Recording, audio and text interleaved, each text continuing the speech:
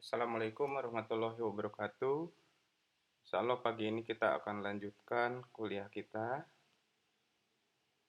Kalau sebelumnya kita bicara managing project itu berkaitan dengan scope yang Anda gambarkan dengan mind mapping, maka pagi ini kita akan mulai menggunakan project time management. Jadi bagaimana mengelola waktu.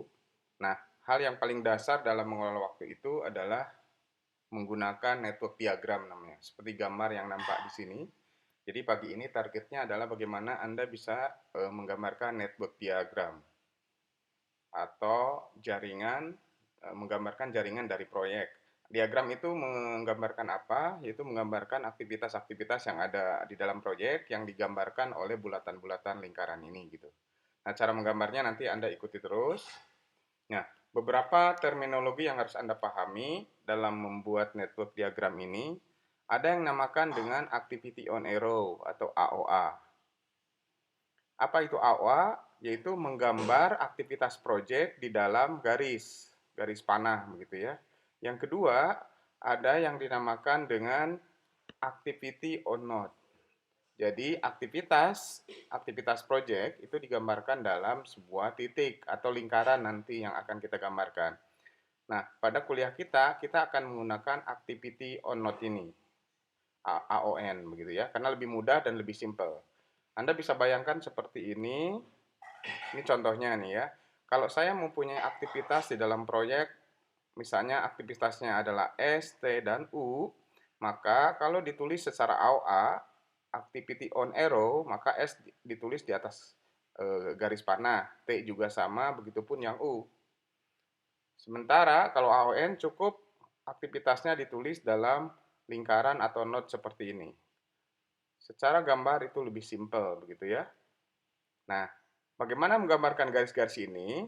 Di atas itu Anda akan lihat gitu, dari gambar ini akan lihat bahwa kegiatan S mendahului kegiatan T dan kegiatan T mendahului kegiatan U. Maka digambar seperti ini. Di dalam project management, S dinamakan predecessor. Artinya aktivitas atau kegiatan yang mendahului kegiatan yang lain gitu. Jadi S dikatakan predecessor dari kegiatan T. Begitu juga T bisa dikatakan sebagai predecessor dari kegiatan U. Kita lihat contoh yang lain. Kita lihat yang kanan saja, biar lebih simpel, karena kita sepakat pada kuliah ini kita akan menggunakan AON ini, Activity on Node. Kita mempunyai 3 kegiatan atau aktivitas S, T, dan U sama. Kalau S dan T merupakan predecessor atau kegiatan yang mendahului kegiatan U, maka ditulis seperti ini. Jadi S, T, lalu panahnya menuju ke U. Gitu. Jadi artinya ini kegiatan U bisa dimulai kalau kegiatan S dan T selesai dulu. Atau kegiatan S dan T mendahului kegiatan U. Atau dengan kata lain, S dan T merupakan predecessor dari kegiatan U. Kita lihat contoh yang lain lagi, yang lebih kompleks juga sama. Ini ditulis atau digambarkan secara berbeda, begitu ya. Perhatikan, S mendahului kegiatan T dan U, maka S merupakan predecessor T dan S juga merupakan predecessor dari U. Atau S mendahului kegiatan T dan U, maka ditulis seperti ini. Ini kegiatan yang lebih kompleks sama, jadi Anda bisa memahami ini semua. Pokoknya kegiatan yang mendahului sebuah kegiatan yang lain itu dinamakan dengan predecessor. Dalam contoh ini, S mendahului U, T mendahului U dan V gitu ya. Maka S merupakan predecessor U, sementara T merupakan predecessor atau yang mendahului kegiatan U dan V. Ini kegiatan yang lainnya juga sama ya, Anda bisa dipahami seperti itu. Jadi Anda fokus ke yang AON saja. S mendahului T dan U, ditulis seperti ini. Sementara T dan U mendahului Q dan V, maka ditulis seperti ini. Inilah poin dasar atau basic dasar bagaimana Anda menggambarkan sebuah network diagram. Jadi kunci pertama adalah pastikan Anda bisa menggambar networknya dulu, gitu ya. Kita ambil contoh misalnya, kita punya project yang namanya PCR Hospital nih di sini. Kita lihat PCR Hospital ini mempunyai beberapa aktivitas dari mulai A sampai aktivitas K. Ini hanya simbol kegiatan saja untuk memudahkan nanti pada saat kita menggambar. karena kita akan kesulitan kalau ditulis deskripsinya gitu. Kegiatan A itu apa? Kita tahu dari awal. Kegiatan A itu apa? Bisa dilihat dari deskripsi. Jadi, yang harus Anda lakukan, ini lahir model kayak gini ini, tulisan-tulisan atau tabel kayak gini, itu dari scope of work yang Anda buat sebelumnya gitu. Kemarin Anda udah mencontohkan menekan mind mapping, kegiatan-kegiatan dalam project. Dapat deskripsi dan aktivitas-aktivitas dari projectnya ini. Nah, kita akan ambil contoh simpel. Kita punya aktivitas A sampai K di PCR Hospital ini. Ini deskripsi kegiatannya, A itu ngapain, B ngapain, dan seterusnya ya. Terus, ada yang namakan dengan predesesornya. Jadi kegiatan itu pasti ada yang mendahulunya. A dan B di sini predesesornya tidak ada. Berarti dia adalah aktivitas yang pertama kali harus dimulai. Jadi kalau ada aktivitas yang tidak punya predesesor, artinya tidak ada kegiatan yang mendahuluinya gitu. Jadi maka aktivitas itu akan menjadi aktivitas yang akan memulai pertama kali atau digambar pertama kali nanti dalam network diagram. Contoh kegiatan C, predesesornya A. Artinya apa? Nanti kegiatan C ditulis setelah kegiatan A. Atau dengan kata lain, ada panah yang menghubungkan dari A menuju ke C. Begitupun untuk kegiatan D dan E, dia mempunyai predesesor B. Jadi nanti ada anak panah yang menghubungkan dari B ke D dan E. Jadi ini poin penting yang harus Anda pahami begitu. Anda tulis dari informasi ini menjadi sebuah network diagram. Kita lanjut ya. Nah, ini tadi yang gambarkan. Jadi A dan B ini kegiatan yang pertama kali dilakukan, maka dia akan ditulis seperti ini gitu pertama kali. Kalau kita ingin menambahkan box start di sini itu nggak ada masalah gitu. Tapi kalau mau langsung A dan B juga nggak ada masalah. Yang penting ini menggambarkan bahwa A dan B ini adalah kegiatan yang pertama kali dilakukan. Makanya dia tidak mempunyai predecessor. Lalu dari A itu kan tadi di tabel kelihatan. Dari A itu akan ke F dan ke C. Begitupun dari B ke D dan E.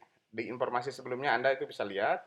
Terus Anda gambar seterusnya network ini sampai yang terakhir. Kegiatan apa yang terakhir? Ternyata ini kegiatan K yang terakhir.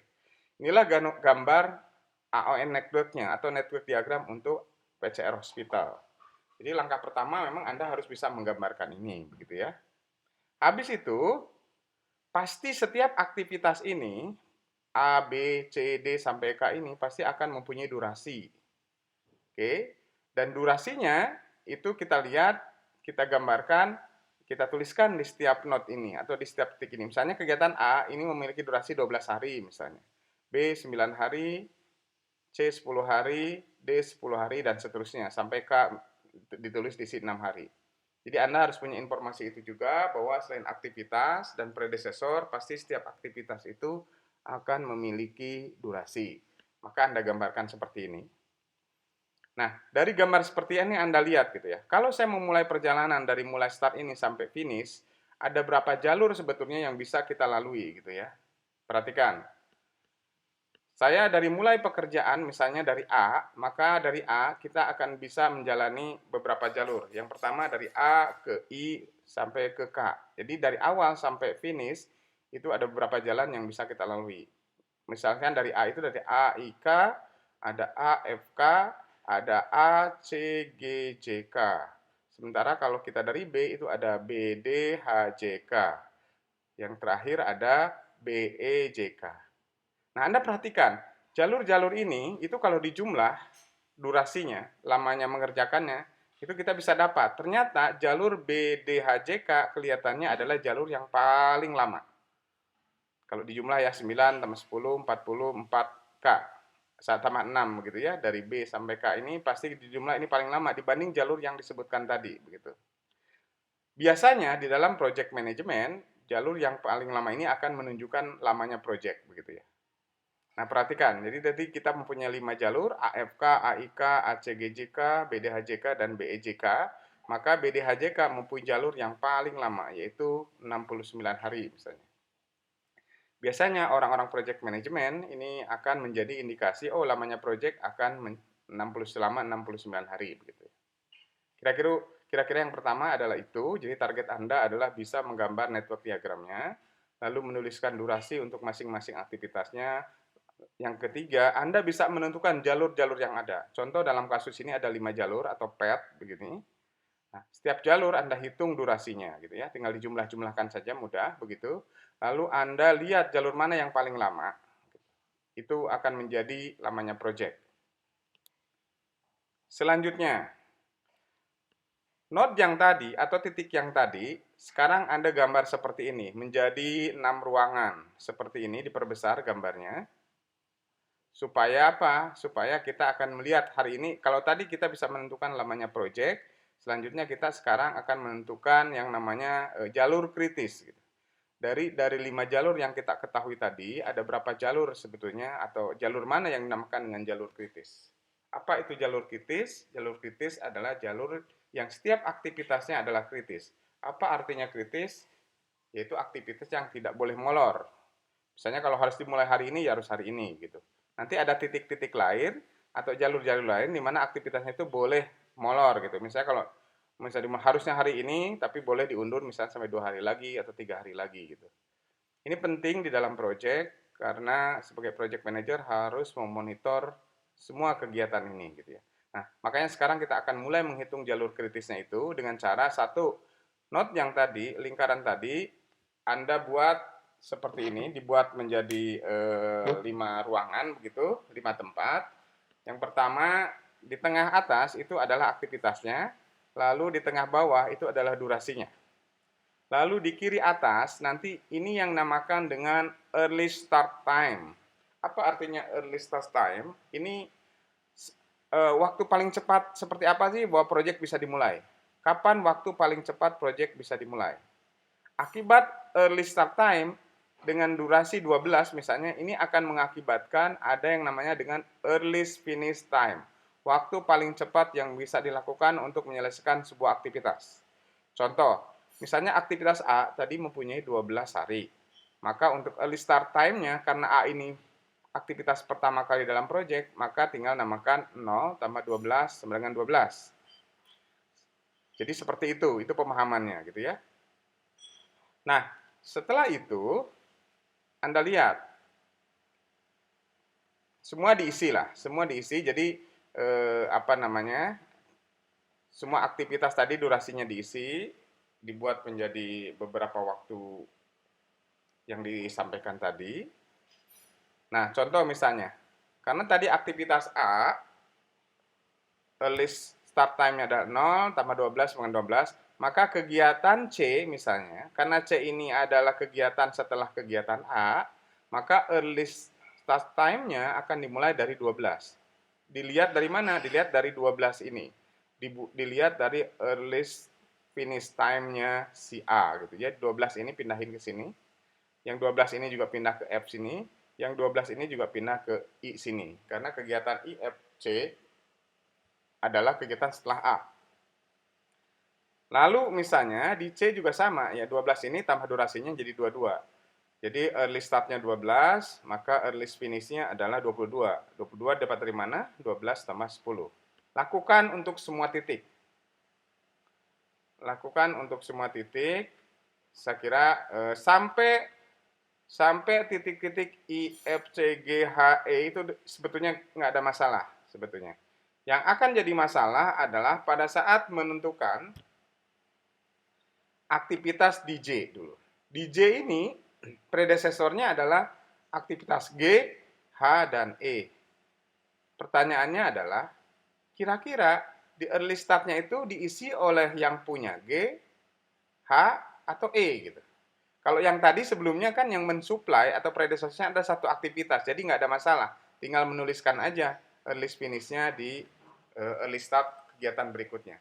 Tapi di titik ini, J ini ditentukan oleh atau predesesor Anda 3, G, H, dan E. Maka sebetulnya aktivitas mana yang akan menjadi penyuplai untuk early start J? Secara logika, karena kegiatan J ini adalah kegiatan di mana kegiatan G, H, dan E itu harus selesai dulu. Gitu. Artinya apa? Ya J bisa dilakukan setelah ketiga kegiatan ini selesai. Oleh karena itu, yang akan disimpan di early start-nya J yang memungkinkan adalah yang paling lama, yaitu punya H, 59. Kenapa? Karena kalau di sini 59, itu pasti kegiatan G dan E selesai. Beda misalnya kalau ditaruh yang E di sini 33. Kalau kegiatan J bisa dimulai paling cepat di hari ke-33 misalnya, padahal kegiatan H baru selesai paling cepat selesai pada hari ke-59, itu tidak mungkin. Karena secara network diagram, J harus dilakukan setelah G, H, dan E selesai. Oleh karena itu, kalau Anda menemukan masalah seperti ini, maka yang dijadikan sebagai early start di J adalah early finish yang paling lama dari predesesornya, itu kegiatan H. Nah, jadi seperti itu. Nah, begitupun ini berlaku akan sama dengan yang di K. Dengan cara yang sama, K ini disuplai oleh I, F, dan J. Maka di K, seperti konsep sebelumnya, pasti yang menjadi early start-nya adalah 63 dari J. Gitu. Nah, seperti itu.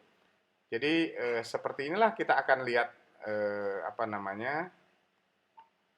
kita sudah menentukan early start dan early finish time. Apakah ini sudah selesai? Belum. Kita baru mengisi kiri atas dan kanan atas. Kita coba sekarang akan mengisi yang bawah sebetulnya. Untuk mengisi yang namanya ini. Latest start time sama latest finish time gitu ya. Nah, kalau tadi early start sama early finish kita mulai dari kiri ke kanan. Nah, sekarang untuk menghitung latest start sama latest finish kita akan mulai dari kanan ke kiri. Dimulai dari aktivitas yang paling akhir yaitu kegiatan K. Jadi 69 yang menjadi earliest finish di K itu akan diturunkan menjadi latest finish time di K. Lalu latest start-nya dikurangi dari latest finish dikurangi durasi. Jadi 69 dikurangi 6 sama dengan 63. Jadi di sini. Begitupun untuk selanjutnya. Karena dari K itu ada ke I, ke F, dan ke J, maka 63 ini akan menjadi latest finish untuk masing-masing kegiatan itu. Jadi 63 ini nanti akan mengisi di I, di F, dan di J gitu ya. Nah, seperti ini. Nanti Anda lanjutkan sampai misalnya sampai sejauh ini nggak ada masalah. Nah, akan ada masalah sama pada saat misalnya untuk kegiatan B dan kegiatan A. Karena A misalnya di kanannya ada I, F, dan C. Sementara B di kanannya ada D dan E. Kira-kira misalnya untuk kegiatan B ini yang dipakai yang punya D atau punya E gitu. Di sini ada 9, di sini ada 35. Begitupun di kegiatan A, apakah yang dipakai itu I, F, atau C? Di I ada 48, di F ada 53, di C ada 14. Sama logikanya seperti tadi. Maka logikanya pastikan lihat gambar network diagramnya. Artinya dengan konsep predecessor, Anda akan tahu mana yang harus duluan, mana yang harus belakangan gitu. Berbeda dengan konsep yang tadi, pada saat menentukan early start dan early finish, maka untuk latest start dan latest finish ini, kita akan gunakan latest start yang paling rendah. Nah, misalnya kita gunakan yang D untuk yang di B. Kenapa? Sama konsepnya. Kalau dibalik, kenapa 9? Artinya apa?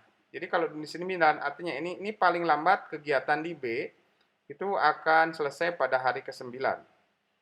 Sementara di D 9 ini artinya kan paling cepat paling lambat harus dilakukan pada hari ke-9. Maka 9 ini. Nah, kalau ditaruh 35 di sini, maka artinya apa? Kegiatan di B itu paling lambat selesai yaitu pada hari ke-35. Sementara D, kegiatan yang harus dilakukan setelah B selesai itu harus dimulai paling lambat hari ke-9.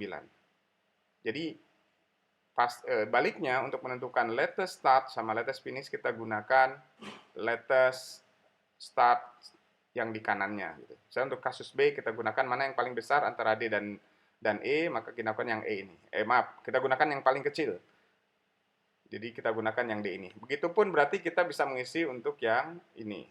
I, F, C untuk A. Maka kita gunakan yang punya C karena latest finish-nya yang paling kecil. Maka ditulis seperti ini.